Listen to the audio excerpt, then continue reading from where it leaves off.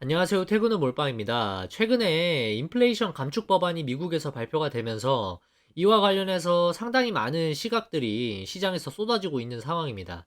그래서 오늘은 미국 IRA 법안에 따라서 국내 2차 전지 업체들의 수혜에 대한 내용들을 정리를 해보려고 합니다.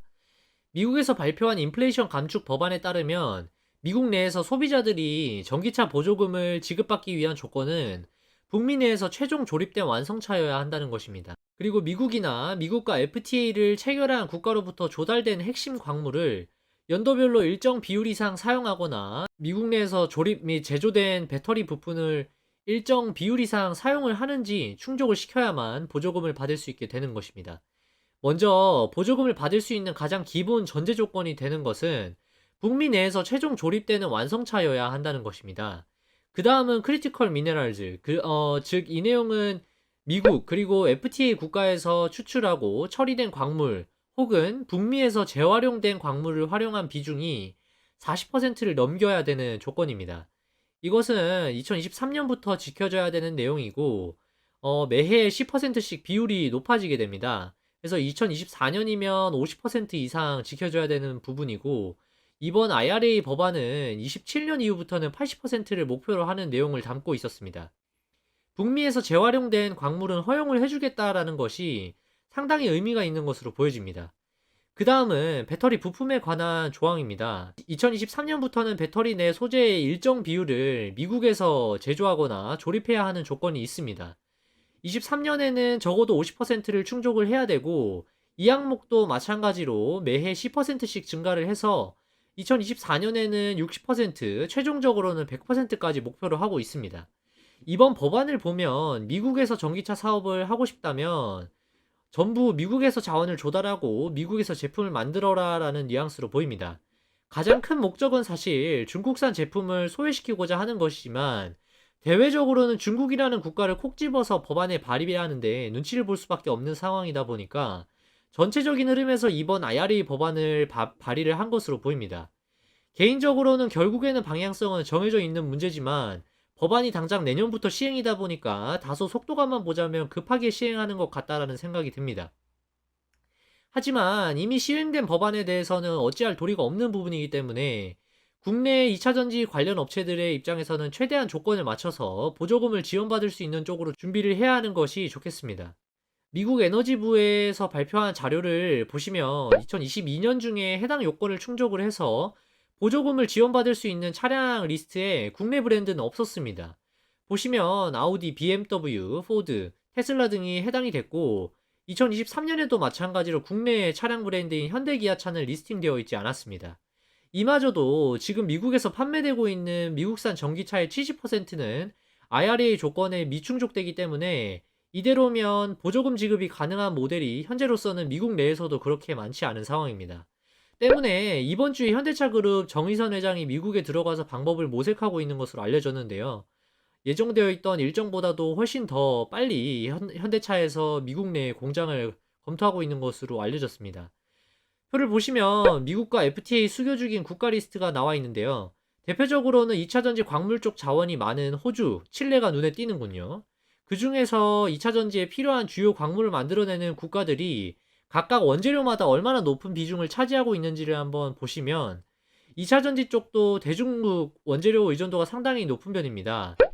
미국과 FDA 체결이 된 국가들의 광물 생산 비중은 리튬의 경우에는 80% 수준이 되는 것으로 나타났지만 니켈의 경우에는 10% 수준밖에 되지 않고 이마저도 배터리에 사용될 만한 수준의 니켈은 이 비중보다도 훨씬 더 낮을 것으로 보입니다.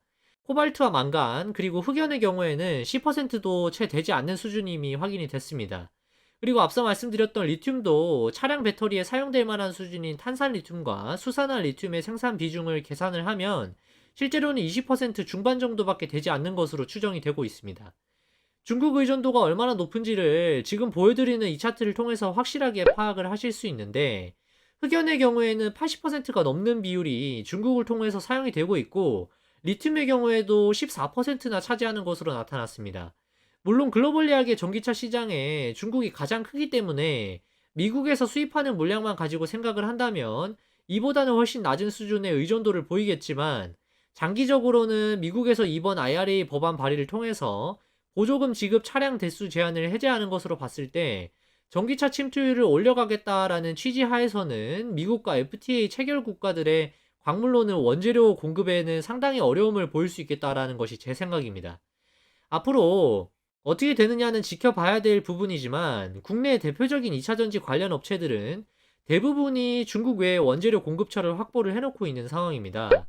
표를 한번 보시면 LG에너지 솔루션은 칠레, 호주, 미국에서 리튬을 공급받을 수 있는 계약이 되어 있는 것으로 확인이 됐고, 기간만 봤을 때도 2028년까지로 장기 공급 계약의 형태로 맺어져 있습니다. 뿐만 아니고 니켈도 호주와 캐나다로부터 공급받는 장기 계약을 맺은 상황이고요. 삼성 SDI도 호주 업체와 니켈, 미국 업체와 리튬 공급 계약이 체결이 되어 있기 때문에 지금 당장 우려스러운 부분은 아닌 것으로 확인을 했습니다. 다만 앞으로 매년 미국에서 제한 비율이 올라가게 되면 더 많은 원재료를 미국에서 조달하기 위해서 공급 계약을 통해서 원재료 조달망을 추가로 확보해야 할 것으로 보입니다. 각 원재료별로 상황을 한번 살펴보시면은 대부분의 원재료들은 날 것 그대로 사용하는 게 아니고 원료를 가공해서 2차전지 배터리에 맞는 상태로 정제하고 가공을 해서 작업을 거친 뒤에 사용을 하게 되는데요. 리튬의 경우에는 양극재와 전해액을 만드는데 주로 필요한 자원인데 호주와 남미, 중국에 주로 분포가 되어 있어서 중국을 제외하고 호주와 남미에서 주로 조달하는 형태로 가야 할 수밖에 없겠습니다. 포스코는 아르헨티나의 리튬 염호를 보유하고 있기 때문에 사실 이번 IRA 법안의 최대 수혜주로 거론이 되면서 양극재 양산업체인 포스코 케미칼이 원재료 조달 이슈에서는 자유롭다는 측면에서 주가가 상당히 좋은 흐름을 보이고 있는 것으로 보입니다. 포스코 케미칼은 25년까지 11만 톤의 리튬을 자체 조달하고 2030년까지 22만 톤 수준의 리튬을 자체 조달할 것으로 계획을 하고 있습니다.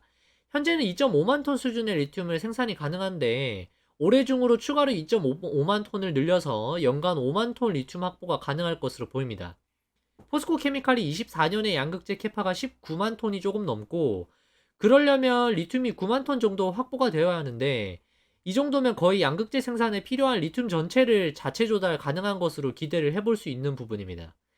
니켈의 경우에는 미국에서는 현재 캐나다에서 주로 수입을 하고 있기 때문에 크게 문제가 되지는 않을 것으로 알려졌는데 미국의 양극재를 공급하는 한국 소재 업체들이 양극재 생산에 필수적인 전구체, 니켈, 코발트, 망간으로 구성된 화합물 조달에 있어서 공급처 다변화는 상당히 필요한 상황입니다. 한국 양극재 업체들은 전구체 수입액의 94%를 중국에 의존하고 있기 때문에 빠른 시일 내로 다른 매출처를 확보를 하는 것이 중요하겠습니다. 포스코 케미칼과 에코프로 계열사인 에코프로 머티리얼즈 그리고 코스모 신소재는 전구체 자체 생산 설비에 투자를 하고 있기 때문에 향후에 전구체 자체 조달이 가능할 것으로 보입니다. 그 밖에도 국내에서 전구체 양산 업체로 알려진 E&D가 전구체 5,000톤 캐파를 확보를 할 것으로 기대되는 업체라서 상당히 주목받고 있는 모습입니다. 장기적으로 배터리의 코발트와 망간의 중요도가 낮아지고 있는 추세이고 함량이 예전보다 줄어들고 있는 상황이기 때문에 이슈는 크게 없을 것으로 전망이 되고 있습니다. NCM에서 NCA로 넘어가고 있는 추세이기도 하고요. 마지막으로 흑연의 경우에는 음극재 양산에 필요한 물질인데 미국에서는 주로 인조 흑연을 사용하고 있다고 합니다.